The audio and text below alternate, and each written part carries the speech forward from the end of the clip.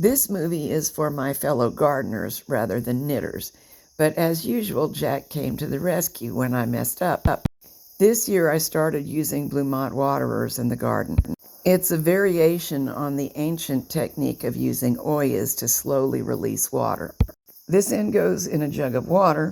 This end goes in the soil, and you have to dampen the soil and also soak the clay cone and the hose prior to setting up. Soil conditions and the demands of the plant root cause the water to go from your jug down this little hose and into the soil. And it works incredibly well, except you might notice something odd. The hose is supposed to be continuous, and I accidentally snipped it when weeding and pruning.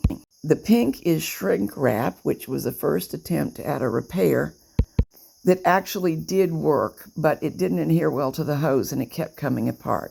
So we've found some appropriate tubing and Jack is going to repair it. We're making the movie because I figure I'm not the only gardener who will ever make a mistake. Amazon, as well as the company website, offer some tubing that's brown like the original. And it looks like the original, but there were some complaints about its quality. So we went looking based on measurements Jack took and found this tubing on eBay. That's what I bought. That's what we're going to use. And you can see there's plenty of it for my $12.68 to fix quite a few waterers in case of mishap. Both ends of the tubing are secured with little brass fittings. Jack is now removing them so that we can reuse them when we replace the tubing. This is one brass fitting and a little weight that goes into the water jug. The other end of the tube is in the cap, and he's going to pull up the tube just a little bit so as to have access to that brass fitting. Remove it and set it aside. With the hardware removed, the tube may be pulled out of the composite green and white cap. Surgical clamps with a bent tip proved to be the best way to get the white insert out of the cap. Now we need a piece of new tubing the same length as the original was intended to be. The tubing gets inserted back into the nylon piece, tucked in the notch on the side, the nylon piece pressed into the green cap, and the brass piece inserted into the end of the tubing. I'll let Jack take it from here.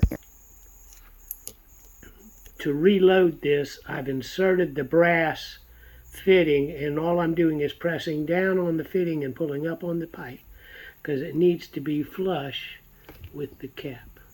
And oh joy, the cap still fits on the cone properly. Now the tubing needs to be reinstalled into the little ceramic weight. The tubing goes into the weight, the brass flange goes into the end of the tubing. Again, there is a tiny cutout right around this lip where that brass flange is going to fit right into it. So push a little, pull a little. See, now that's flush. I'm happy to report that the device now works as well as when new. There's a hole drilled in this gallon jug. The weighted end went through there.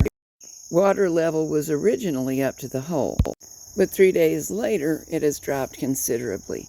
And that's how, along with the condition of the plants, that you know that the water delivery is taking place as it should.